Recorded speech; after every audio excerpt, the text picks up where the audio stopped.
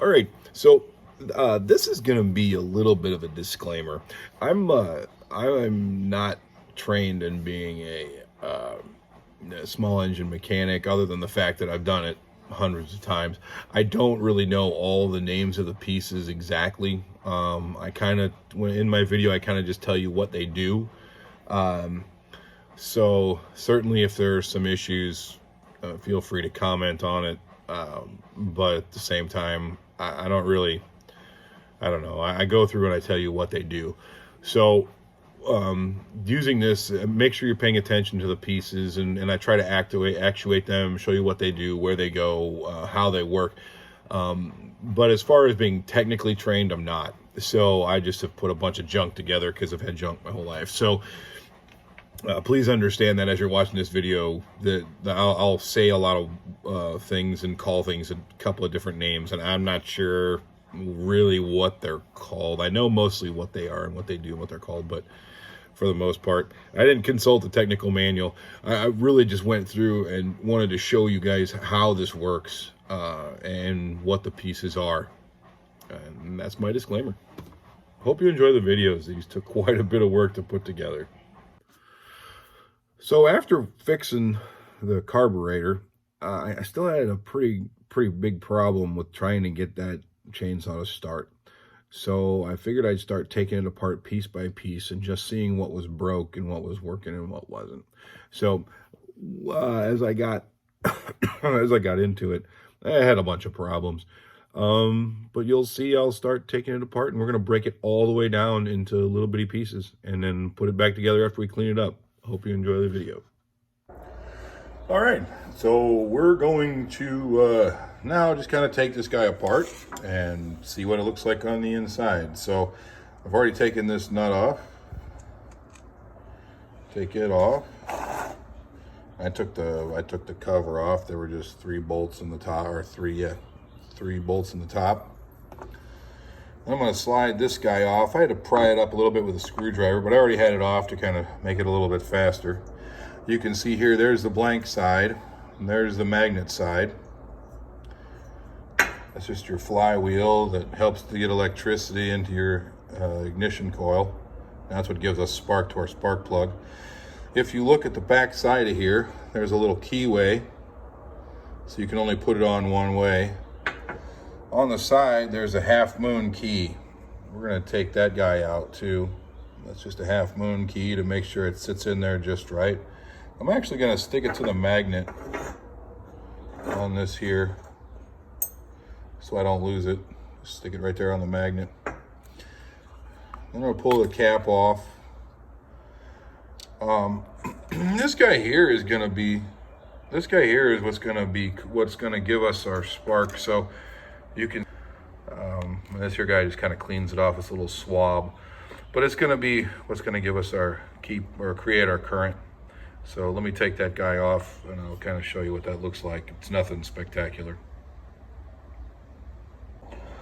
All right, so I've taken off the ignition coil. I've taken off the inside part here. And then now you can look inside and you can see we've got our shaft that goes through. There's a little bearing in here that it rides on. It should spin pretty free, but it doesn't. So it's telling me it's locked up. So I'm going to take this cover off, these here bolts here, be able to pull this off, and we'll get a look inside and see what our piston looks like. All right, so I took the couple of pieces off here. I got the exhaust. Well, this is the muffler. I got it off the bottom. All the baffles are rusted out of it, so you can tell it's not really muffling much. If I did get it running, this thing would be super loud. Then you can see the port where the exhaust port, when it fires up, when it combusts, where the exhaust goes out. And then I took some screws out of here. I took the case off here. I had to tap it out, but let's look in here. This is a bearing. There are rollers inside of that bearing, and it ought to spin pretty free, and it does not. It is rusted bad. And that's gonna give me the clue as to what's going on with this guy. Let's look inside here. You see how badly rusted that is? The problem is this guy has to spin, and he's got to spin in here pretty freely and go up and down. There's a piston that goes in and out right here, and it just doesn't go because this is all rusted together. Somehow, when it was sitting without oil and gas in it, it had a bunch of water got inside of it, and it made it rust up real bad. So we'll take the guy the rest of the way apart, and I'll kind of show you the rusted pieces and how we're going to clean it up. Okay, so I figured I'd give you a little bit of an update. Remember how I broke the fuel line? Well, I broke it all the way off now, trying to wiggle it out. So what I have to do is I got to take out the fuel cell. That's just where you keep the gas, and it just pops right out of there. Here was another problem that I didn't see. That's the filter. It's completely plugged, and it's covered up here real bad. So it's a stone, like in a fish tank. It's just a stone that fuel sucks in through, then comes out this hole here and goes into the hose. My hose is still in there, but I got to pull it out. And you can see there's some goo nasty in there from the tank where that gas evaporated out and left the varnish. So I'm going to clean that guy out. And I'm going to get a new stone and get a new hose. I've got a little left over, but not enough to do it. And now you can kind of start to see inside of this guy a little bit. It's pretty neat. This spins, and that's the bottom side of the crank. And then your piston goes up and down in here. And as I take that apart, I'll kind of show you what goes in there. But really, the next thing I'm doing, I'm going to take the handle apart, disconnect all these lines so I can take this guy off. Then then I can get to the bolts in here, and we'll take off the cooling fins. And once we take off the top of the head here, this is called the head, you take that guy off, and it'll, because we've already got the exhaust off, this is the exhaust port. Once we take that guy off, then we'll be able to see that piston, and I'll have to clean it up. It looks like it's rusted inside of here anyway. So I don't know, we might be able to get this guy running once I get some fuel and get it all cleaned up, and now that we've taken it down this far. So and I don't think this is going to cost just too much. So maybe $10, $15, maybe it'll have a working chainsaw, but we'll see. Anyway, we'll tear into it some more, and I'll show you the insides. So I got the handle off. Now we're going to look down here. Now you can see where that spark plug goes in. You can see the hole here and a hole up here, right in there, and over here. Those two, and those are hex keys. So we're going to get those off, and we'll take them out and look inside. Well, I got the head off. We're going to have to clean it out. A little bit rusty and kind of gross inside of there. So that piston won't go up and down. Here's the piston, and there's the piston rings. That's what creates that seal inside of there. It's a kind of a compression ring, and it fits inside of there like that. And then when this turns, I don't know, not going. I'll turn it a little bit, get some breakaway in there, and try to get that guy cleaned up. All right, so there's our piston at full extension. I took a pair of pliers and twisted it, making sure I didn't scuff up this or whatever. But here's that piston, how it goes up and down. And it should be loose on there. I'm going to take off those bolts right here on the inside. You can see right here, those bolts. And it'll come right off. And then I should be able to just, well, I don't know. I should be able to get this off, but I don't really know yet.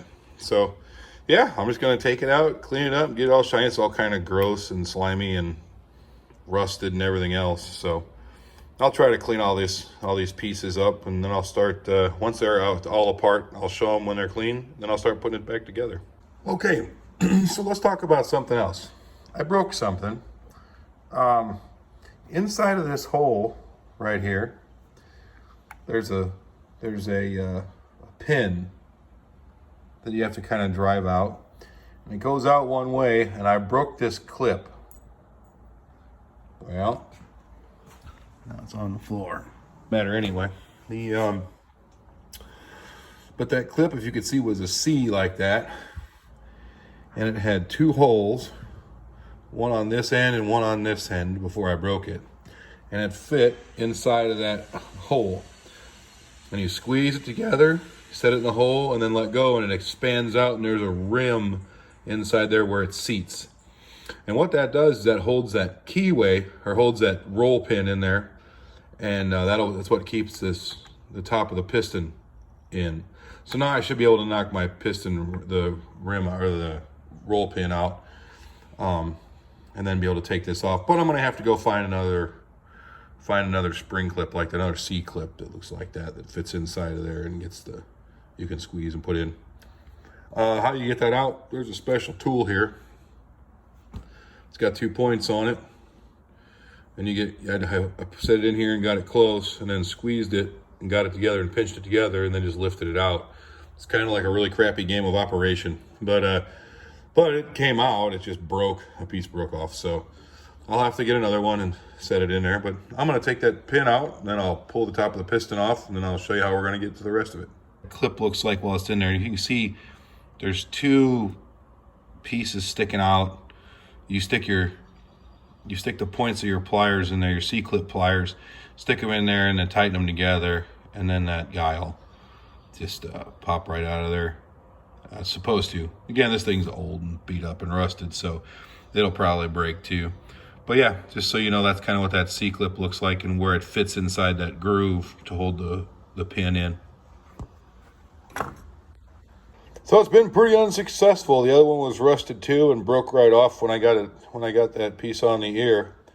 Broke that other ear off, so now I need 2 of them, but they don't cost very much. So well, now I got them out of the ends of this piston. We should be able to drive out that roll pin and be good. Now this is where one of the tools I have you guys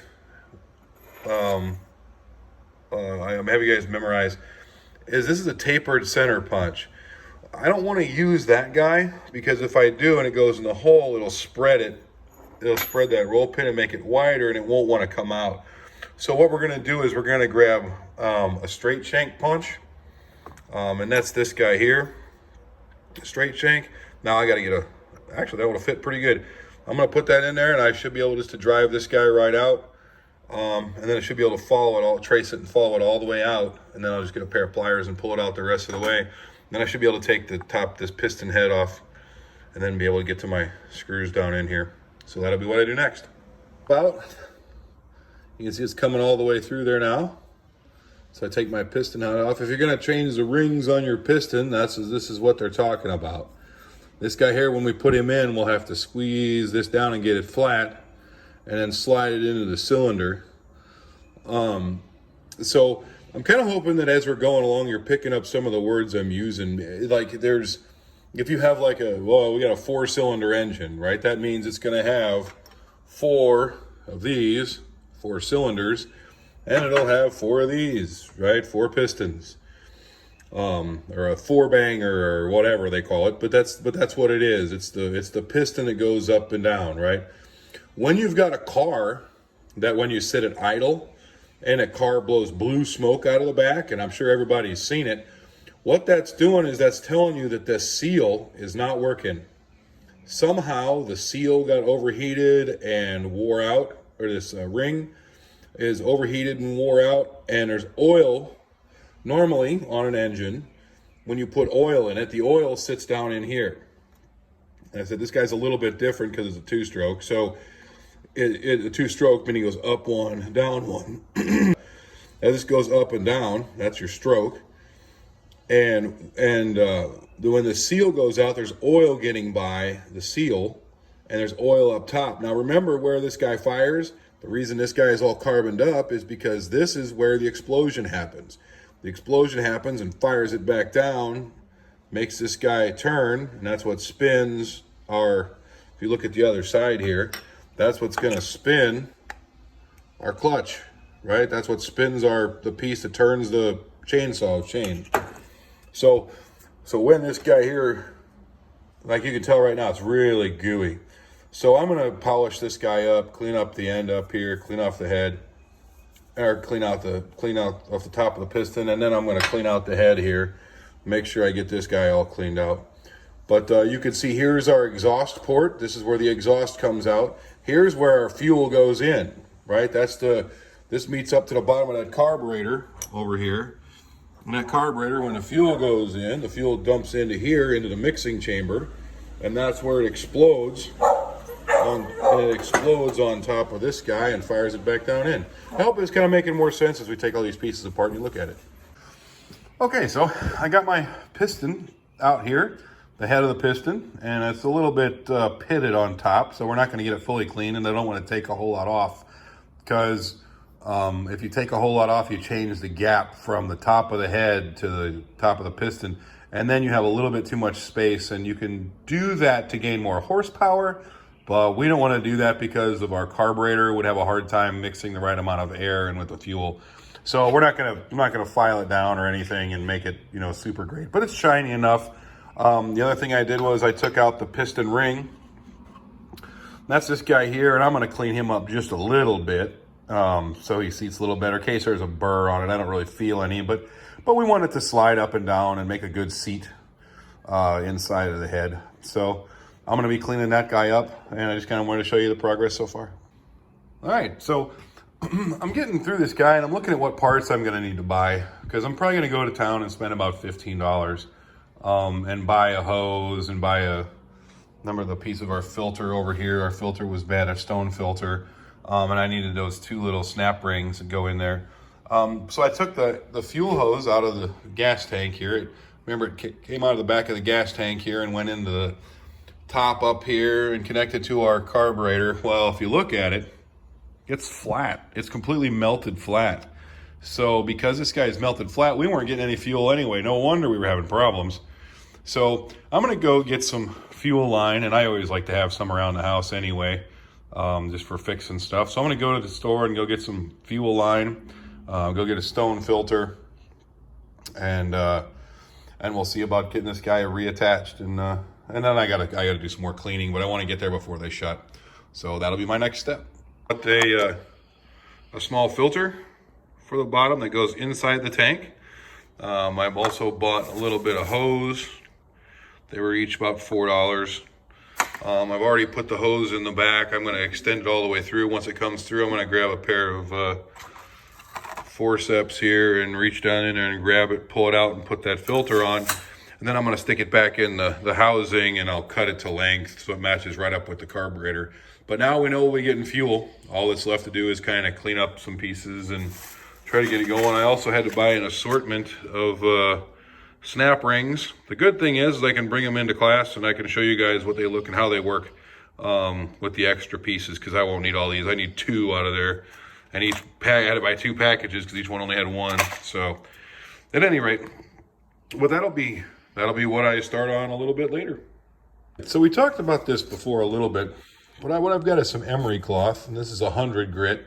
Remember, the higher the grit, the finer the grain. So if it's a 200 grit or 2000 grit, that's a really fine sandpaper. Whereas if you have a 20 grit, there'll be big knobs of sand in it. But what I'm going to do is I'm going to roll this guy up, and I'm going to set it right inside of here, and I'm going to work it back and forth and try to clean out the inside of here. Right now, I've got it to where it's moving pretty free, and you can see how it spins this piston, the arm here.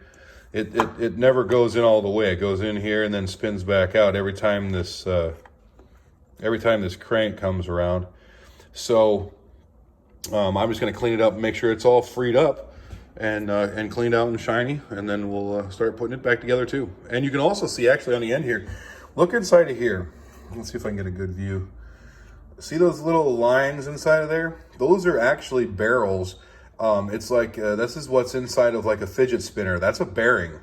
So there's there's an inside race, and then there's some barrels in it that fit in there rather loosely, like they're little bitty barrels, and they just spin. And so when the piston has the roll pin in it, that piston goes through and it'll go right in through that bearing. So when we put it back together, we have to make sure we don't spill the BBs out, or the barrels out of the side of there. And that's what makes this guy float on there too. So, and you can see this guy cleaned up really nicely. So, all right. So here's gonna be a little side video. I broke part of the handle, and this is plastic. So what I'm gonna try to do here, I'm gonna take this piece out of here. This is the plunger that locks in that locks in the trigger on the chainsaw. We've been working on that old crappy chainsaw. And what I'm gonna do is just basically show you how this epoxy works. I got JB Weld, Minute Weld. It's an epoxy. If you look here, it's most plastics, tile, ceramic, and glass. We're gonna open the bottom and squirt them out and then stir it together, let it sit for just a minute to start curing, and then I'm gonna dab it on my pieces, and then and I'll put them all together so they fit. And then in the morning it should be dry when I put this guy back together. See, I've got the cap off. I'm just gonna squeeze a little bit of this out here on the table, and then once I do that, I'll start together. So I've got to take a piece apart. This guy plunges up and down. Let's look at this guy here. This is another snap ring. So what I'm gonna do is I'm gonna take a screwdriver, and I'm gonna put a screwdriver in the slot right there. Screwdriver in the slot, and I'm gonna twist the screwdriver, and it should pop that snap ring back out. I gotta keep my fingers on it or I'll shoot it across my garage and I'll never find it. But that's what I'll be doing to take this guy apart. So I squared it apart. Yikes. I got my stick and I swirled it all together, and then I applied it to this guy. I put all the pieces together so they were sitting right. And then now I'm just kind of waiting for it to dry. It should be ready in an hour or two. This guy here, now you have to be careful with this stuff. It heats up, especially any kind of JB Weld stuff, any of their kind of products. When they cure, the epoxies kind of mix together, and then they heat up. If I were to touch this right now, it might give me a burn. It's very hot usually. So just so you're kind of aware of that. Other than that, we'll wait for that guy to cure overnight, and then we'll, as you can see here, I've already got the gas tank back in. I don't have my clips in here. The ones I got from the store were not the right size, so I'll have to take that back to the store, and then try to find somebody that carries a lot smaller split ring. But yeah, pretty much that's where we're at now. You can see my hose is coming out of the front here, and it's ready to go back on the carburetor. We should be getting fuel. It looks like my piston's okay. Nothing's really froze up or cracked or warped. That seemed like to me. I've got this guy here cleaned out pretty good. There's a little bit at the bottom, but that doesn't really matter. I mean, I'll wipe it out again. But you can see where the spark plug screws in the end.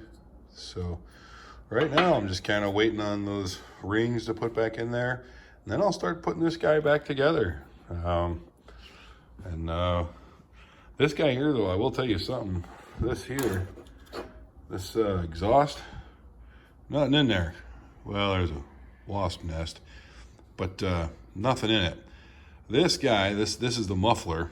That is going to be super loud. It's basically running a straight pipe off that exhaust, or not having any exhaust really. It'll deflect it, which is why I'm going to put this back on. You can see it's kind of rotted out.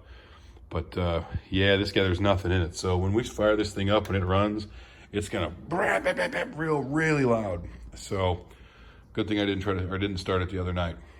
Not that it would have with all the problems that we found in the fuel system. So right now I'm just gonna start putting my stuff together, getting things organized by where they go. You can see I've got bolts and stuff laying everywhere. I'm gonna put the bolts kind of where they go with the pieces they go with. That way when I come out tomorrow, just in case I go a little bit brain silly, all my pieces are back together.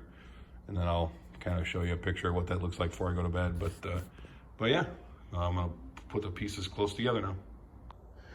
Well, I got the piston head back on, and I got that shoulder pin back through, and I got my piston still turning inside of there. It's inside of here now. You can look inside and see it a little bit.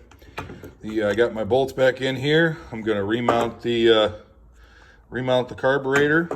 I've got my fuel line fixed, and I guess, I'm not sure if I showed you this or not, but I put a new filter in it, dropped it in the hole.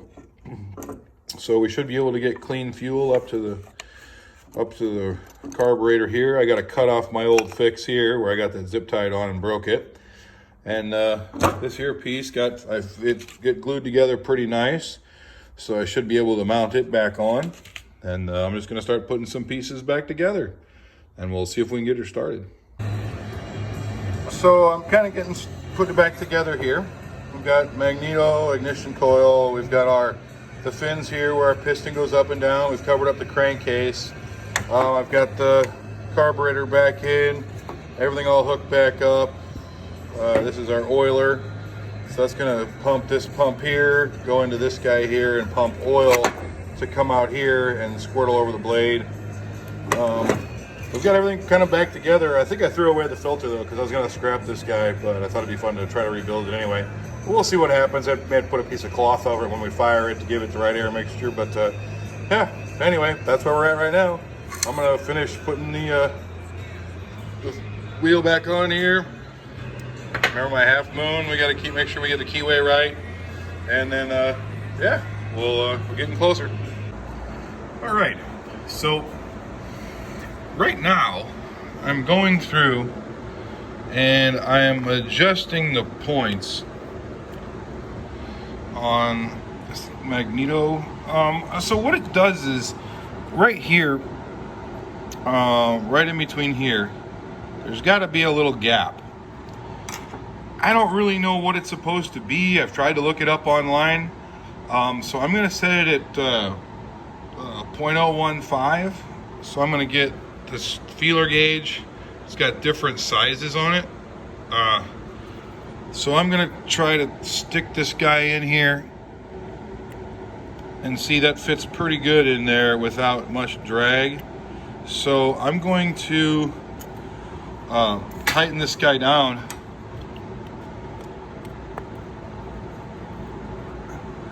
And then I'll show you something else. So I've taken, boy, that's a pretty big gap now when I tightened it down. You can see here, it's kind of sloppy in there. So just gonna try to push to loosen it a little bit and then push it. We're certainly closer now than we were.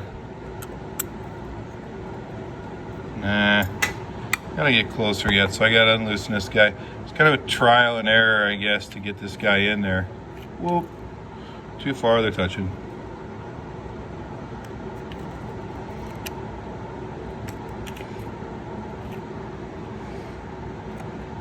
All right, I think I'm close there. Tighten it down. We're on a feeler gauge. That's pretty close. It's a little bit loose. Not too bad. So, when you're doing this, this shaft, when you spin it, there's an oblong side.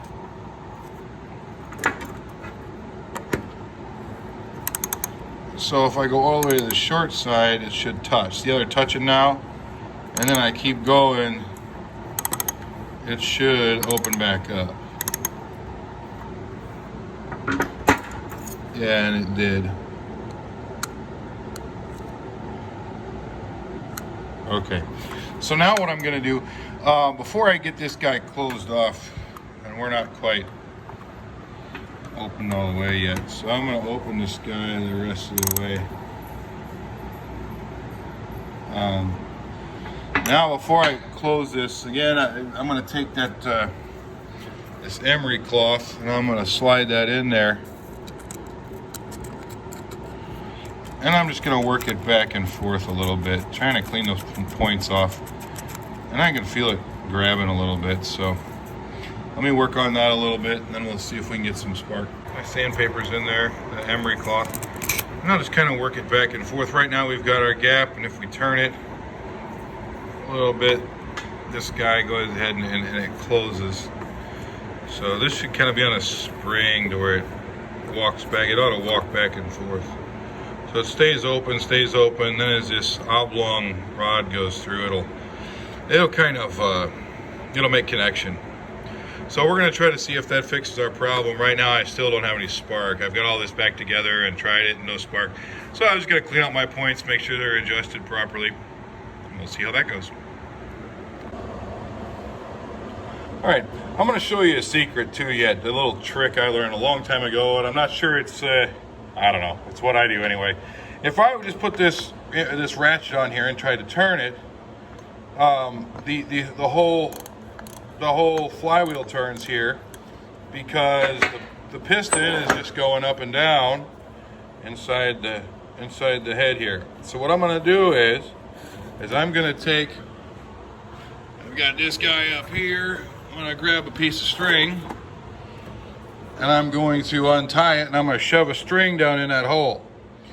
And when I shove a string down in that spark plug hole, that piston will go up and down, but we'll stop when it gets to this thing. I'll probably put half of this rope in there to make sure when I turn it, it smashes against there and doesn't let that piston take its full cycle around. So I'm going to do that to hold the piston while I tighten down the flywheel. What I did was, they make a plug you can stick in this hole here where the spark plug goes. They make a plug you can put in there, and it sticks down about that far and pushes against that piston, so the piston can't go up and down. Remember, we turn that flywheel, that piston will go up and down. Well, if I took a long piece of string, probably a 4-foot, 5-foot piece of string, and I just grabbed a screwdriver and kind of shoved it down in the hole there and filled that hole all the way full. So now, when I get on here and I put my wrench on it, I can tighten this guy down. We don't want to stick anything hard in there because it'll scar up that piston, and we work pretty hard to get that thing cleared off, shiny, with no burrs, dents, dings, cuts, gouges, whatever in it. So I'm going to tighten them down, and then I'm going to adjust this ignition coil, and then we should be putting her back together. So I didn't want to bore you with a lot of the smaller details, so I didn't talk about how I put this guy on, but there's just a couple of bolts and the screws that hold it in, so I've got to put those guys in. And I kind of didn't want to take up time just putting all those little bitty screws in. But one of the things I'm going to have to do here is I'm going to have to, when I start getting this guy together, I've got a gap. Remember my flywheel and that ignition coil? I've got to gap that so that they're close but not touching. I'm sure somewhere there's a manual that'll tell me exactly how close that has to be. And what I'm talking about is the space right in here. From here, where the magnet is on the flywheel, to this ignition coil. So what I've got to do is loosen these two guys up. There's a little slot that these screws go in. And I'm just going to get it, make sure my magnet's on this side, is on this side, as you can tell. So I'm going to get this guy a little bit closer, but I don't want him touching, so that when this guy flies by, it doesn't foul it. I just want it close enough that it gets magnetic charge. Okay, so now we should be able to see that there's a little gap in between that U of the ignition coil, in between the U and that flywheel. So that's set. We'll put some more together. This is the point in the video where I finally get all the covers back on, and I put a little gas in. I put some 2-cycle oil gas mixture in the gas tank. I pull my choke and I choke the top of the carburetor off. I put my hand over the hole because we didn't have a filter, so I wanted to restrict a little bit of air. And then I pulled the cord, and you'll have to see what happens. Will it start or won't it?